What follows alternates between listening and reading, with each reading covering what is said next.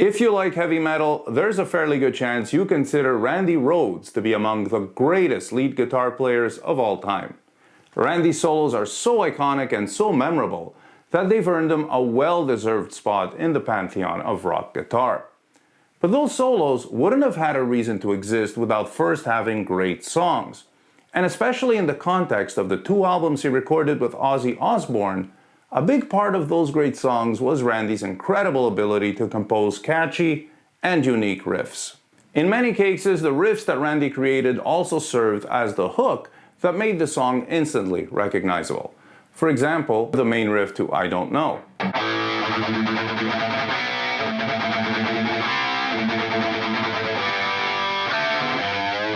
Or even the main riff from Flying High Again.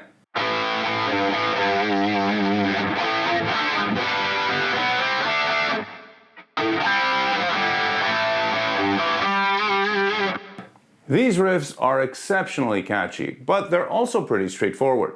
So in this video, I wanted to discuss 5 of Randy's more unusual riffs that are not talked about nearly as often. And by unusual, I mean riffs that have a unique and uncommon structure, rhythm, or phrasing, and in some cases all 3, that make them highly effective and instantly recognizable. The first riff I want to look at is probably the least Randy-like of the bunch. The song in general is very different in feel from anything else on the Blizzard of Oz album, and the riff that drives it wouldn't be out of place on an AC/DC record. And I'm being totally serious. Check this out.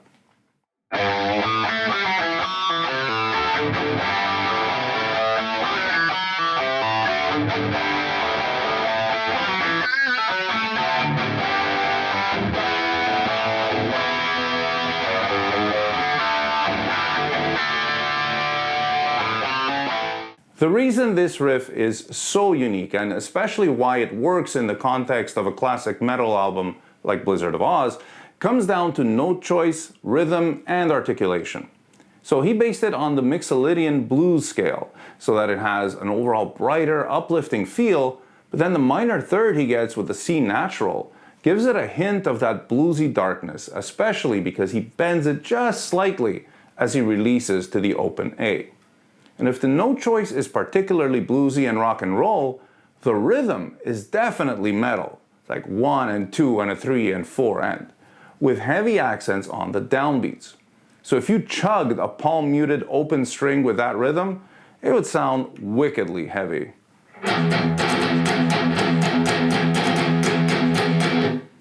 The articulation is in the strategic use of slides and pull-offs to accentuate the riff's descending pattern and to simultaneously give it more of a vocal-like expressivity. If that one was upbeat and made you want to rock out and party, the second riff on my list is the exact opposite.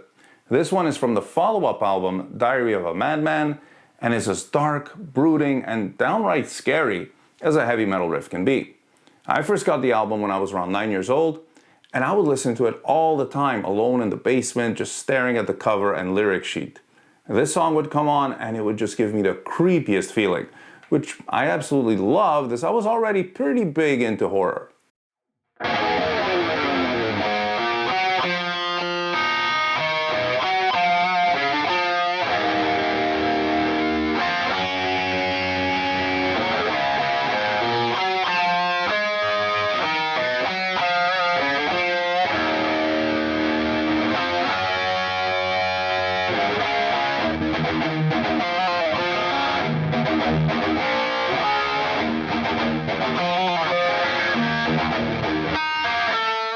So we're in E minor, tuned down a half step, so the tones you hear are actually in E flat minor.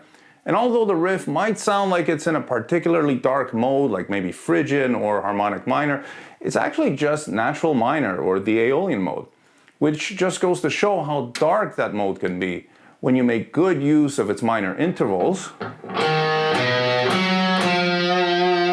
when you use open strings to enhance the creepy factor, and when you add a touch of chromaticism, in this case D to D sharp, and then that slight bend on the F sharp to add tension. This next riff is the closest that Randy's ever got to the typical inverted power chords over a pedal point kind of thing, like Iron Maiden's 2 Minutes to Midnight, or Freewheel Burning by Judas Priest.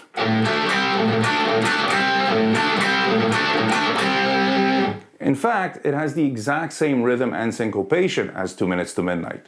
It's just that when you listen to it or analyze it a little more closely, you quickly realize that it's completely different. And it's really quite atypical in many ways.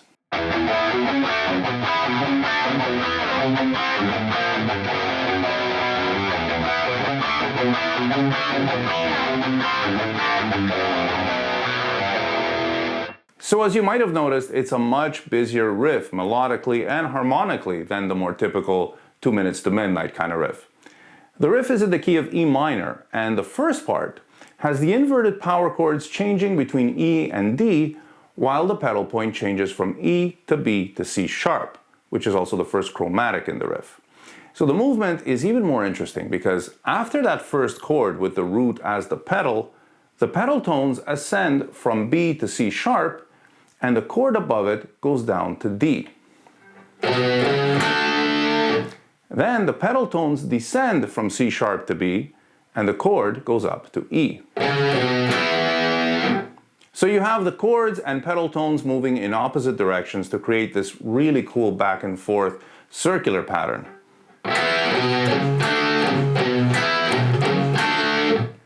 And that pattern then repeats over a C,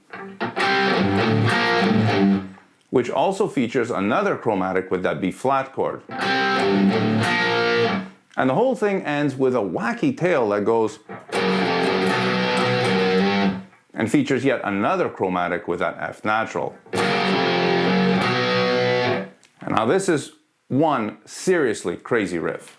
There are two reasons I wanted to include this next riff. For one thing, it sounds so sinister yet particularly intriguing with its very unique choice of notes. The rhythm itself is something you might have heard many times before, but definitely not with those notes, intervals, and articulation. The other reason is how it completely changes the song unexpectedly and quite drastically when it's introduced. I figured a riff like this impactful, has to be on this list, so here it is.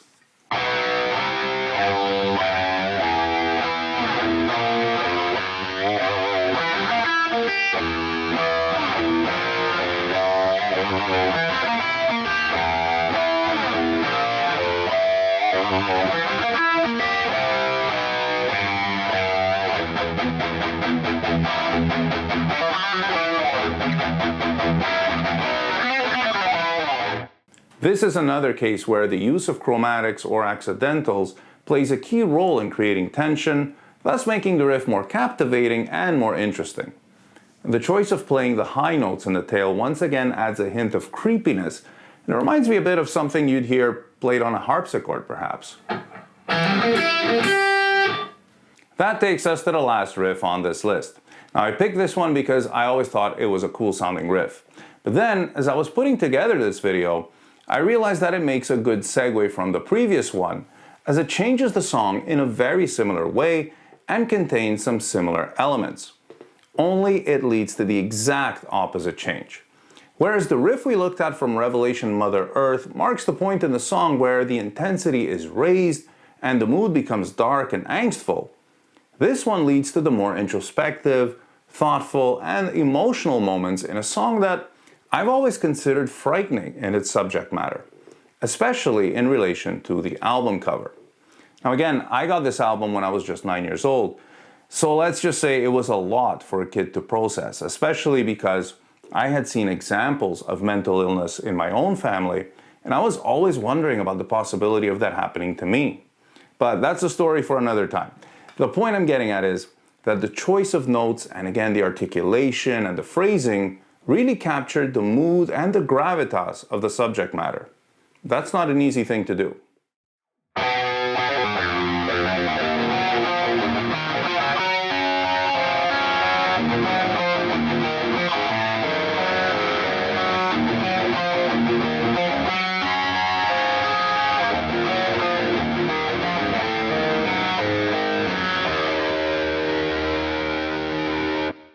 Okay, so I want to add a bonus riff, and it's from the same song. Honestly, just because I was initially undecided between this and the previous one, and after I picked that one, I started to second guess my choice. So in the end, I said, screw it, I'm just going to include both. Now, this one comes after the quiet part and starts off with the same little tail as the previous one.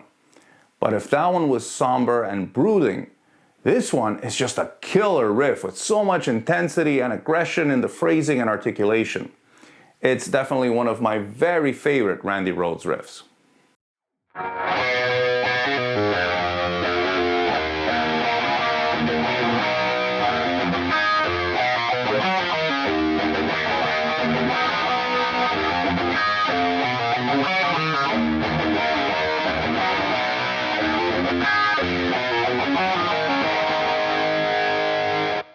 The articulation with the way he combined picked notes with pull-offs and the tight driving rhythm makes this riff so incredibly powerful.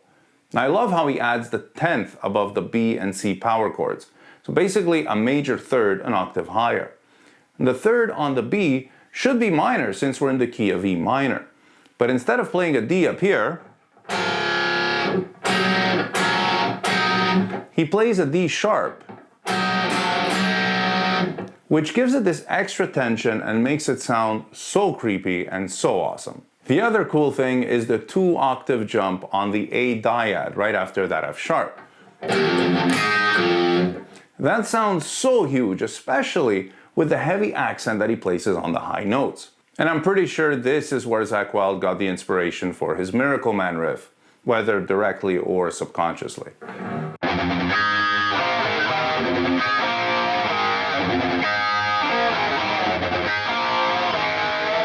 When it comes to discussing Randy Rhoads as a guitarist, songwriter, musician, or performer, I think it's very important to keep in mind that he really wasn't around for very long and didn't have a whole lot of time to fully refine his craft, nor the benefit of experience.